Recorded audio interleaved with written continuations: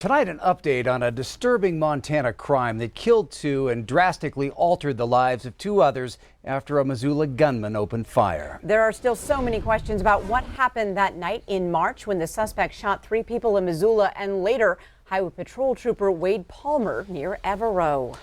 And we don't know all the details or the why until this case goes to court, but we do know tonight how one of the survivors is doing 4 months later. MTN's Jill Valley sits down with 28-year-old Casey Blanchard for his first interview since that shooting and brings us a story of healing and hope. Whoa. Every day, Casey Blanchard gets better at maneuvering his wheelchair around his Stevensville home. And every day, he gets a little bit stronger. So if I do this, you can't feel that. And that is a miracle.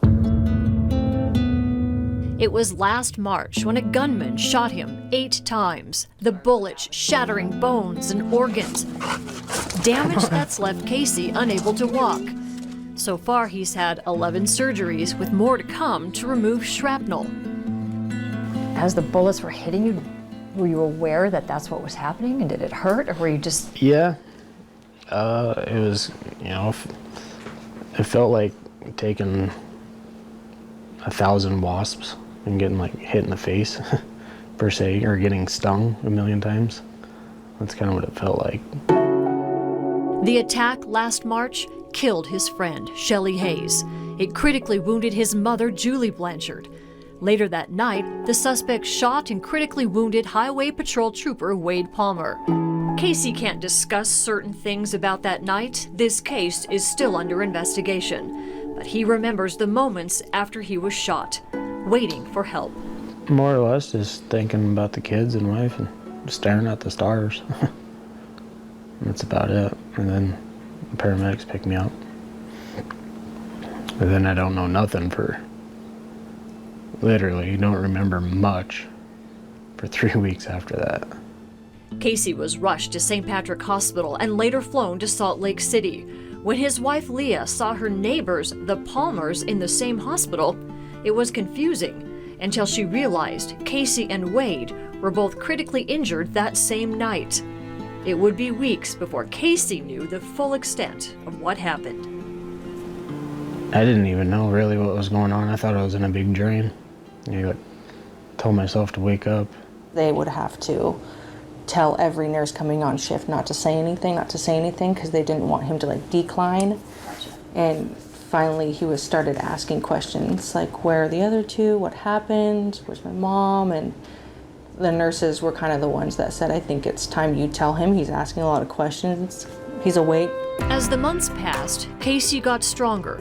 In June, he came home to be with his young sons and to start a new life of healing and rehab. We're like, oh no, what are we gonna do? Leah is quick with a smile and a laugh, and she's already worked as a home health aide, so she was prepared for her new role. I have always been a caregiver. This has just been natural for me.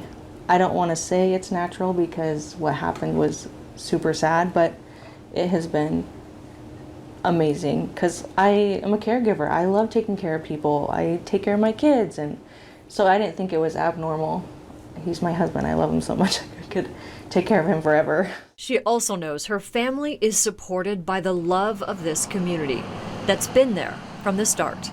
They haven't given up on us either. Just the support has really helped us level out and get comfortable with being home. Settle down. Casey hopes to be back at work at Gomer's Diesel Service and Repair. In fact, they're getting an office ready for his return. And this fall, this family of 4 becomes a family of 5, with a new baby boy arriving in October.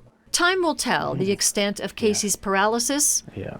But no matter what, he's ready for his future. If you could take me 10 years or so into the future, what do you think you'll be doing? How do you think you'll be? What will you be doing?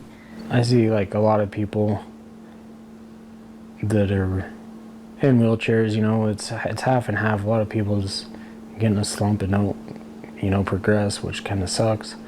But the other half of people, they just take it and just roll down the road. Rather than running, you're rolling. It's not a big deal. So. You're going to be a roller? Yeah, at least for a while, if not for life, so it doesn't bother me. In Stevensville, Jill Valley, MTN News. Thanks, Jill. And Jill tells us Casey got a new adapted truck so he can drive, and he and Leah hope to buy a new house to better accommodate his wheelchair. Casey's mother, Julie, passed away in June. Trooper Palmer continues his recovery in Missoula after he suffered gunshot wounds to the head and neck. The suspect in the case remains behind bars.